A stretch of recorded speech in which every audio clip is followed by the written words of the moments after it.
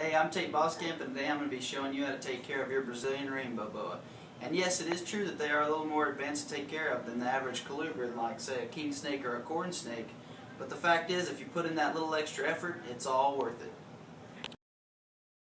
Now the first thing you do when you're going to get the animal, when you've actually made the decision, especially if you're going to your local pet store to get it, is you want to examine the animal. Make sure you ask them if you can hold it, and take a look. Make sure you look for any sorts of uplifted scales, because that could be a sign of parasites such as mites or ticks, small ticks, or maybe even fleas.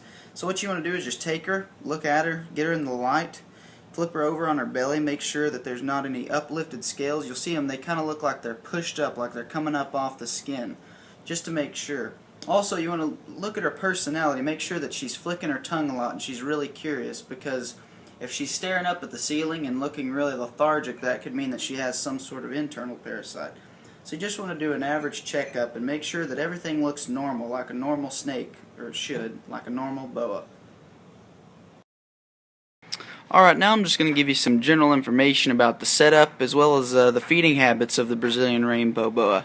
Now, if you've done any research online, you've probably learned by now that what separates these snakes from most is just the fact that you have to keep a relatively high humidity level inside the enclosure. And for Brazilians, you want to keep the humidity level in the aquarium at about 75% ground level, and you want to keep the temperature around 75 to 85 degrees Fahrenheit. And if you go to PetSmart or Petco, you can get one of those thermometers that have a humidity meter combined with it. And they're relatively cheap, and you just put that at about the just right above the substrate in your aquarium. Now here's the setup. It's pretty simple. I'm just going to give you some examples of the stuff that I use, and I'll show you my setup here in a minute and how you should set up your aquarium. So we'll just start off with the substrate. I'm using this Jungle Mix by Zilla. There's a lot of other substrates you can use that just make sure that it holds in humidity. Like if you just look at the label, it'll give you all the information you need to know.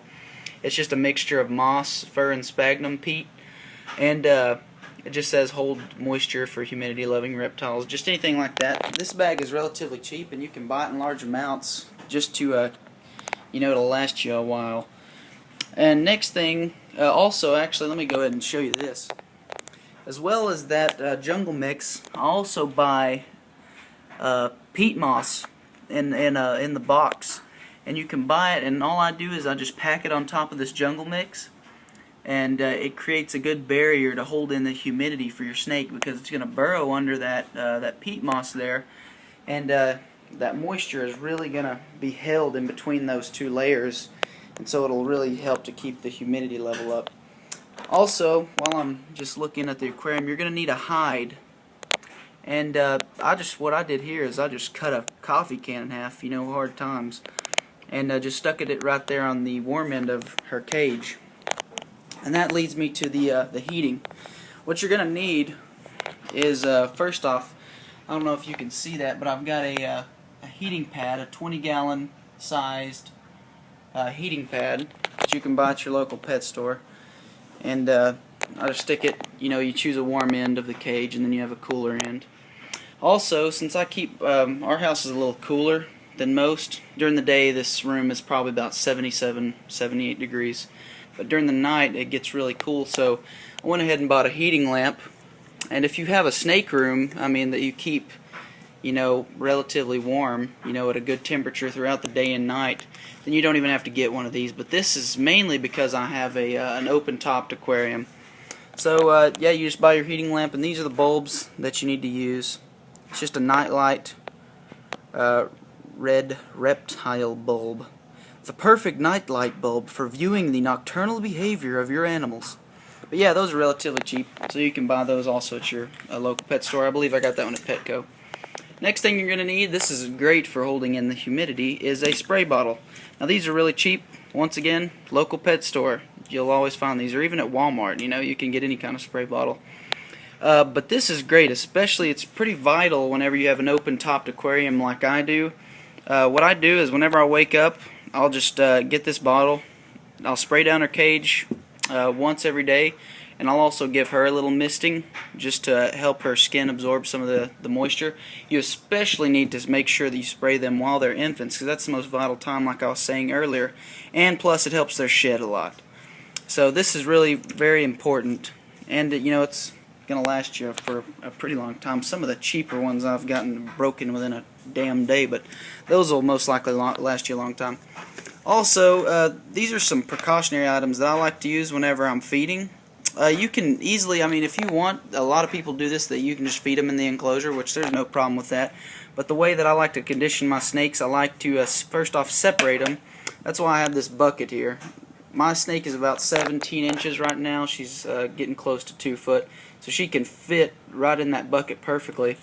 And she's generally, what I've heard anyway, and what I've seen for most Brazilian rainbow boas, including mine, is they're pretty shy eaters. They're not like king snakes and corn snakes where you can just, like this is what I do, is I'll just take them out of their cage and you can just hand them the mouse by hand. But usually I'll have to put her in here. She's kind of a shy eater. You just stick the mouse in there with her, and she'll kind of circle the little tub here a couple times just to make sure that she's secure, you know, because whenever they're eating, that's when they're at their most vulnerable. So, you know, she kind of circles around to make sure nothing's about to grab her, and then she'll usually eat it. And sometimes, you know, she's a little more cantankerous than usual, and she'll want to just escape. And that's why I have this little lid here. I poke some air holes in it. You can just put it on, and there you go.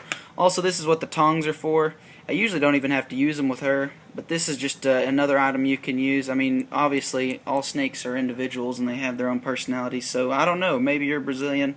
We'll take it out of the pinchers here. So this is just another precautionary item. Alright, so I'm just going to show you my setup here. Like I was saying, I've got the open top container, and that's why I have this towel here, is so during the night, if you know, when I want to turn off her lamp, or you know, even during the day if I think it's getting too warm, all I have to do is just cover up the top of this container, and it keeps the humidity in as well as the heat. It keeps the air from ventilating through, so that's a good thing. I've heard of people using plexiglass as well. They can set it on top of the containers, and that really helps too. Also, another thing I forgot to mention was the water bowl. That's very important as well. You can see here I've got 2 of them, but that's because really all you really need is one big one that you can put in there. That's often a item that a lot of people will put on care sheets. They'll say one big water bowl, because the more surface area you have in your water bowl, the easier that water is going to evaporate and add on to the humidity inside the enclosure. But 2 water bowls is fine, just like that. And that's what I use, and it's worked out perfectly. I've had her for about 2 months now, and she's shed perfect each time. So this is how I generally set up the cage. I don't know if you can see that very well. I put about 2 inches of that jungle mix, and what I'll typically do is go get some filtered water, and I'll mix it in with the substrate, because it's typically not as hydrated as it should be. You just want it, you know, a little, really damp, but you don't want it muddy, you know. And I'm sure there's other videos that can show you the perfect consistency, because I can't right now because I don't want to get the camera super dirty. But yeah, I'll just put about 2 inches, really hydrated. Then I'll get this sphagnum moss, or I mean this peat moss.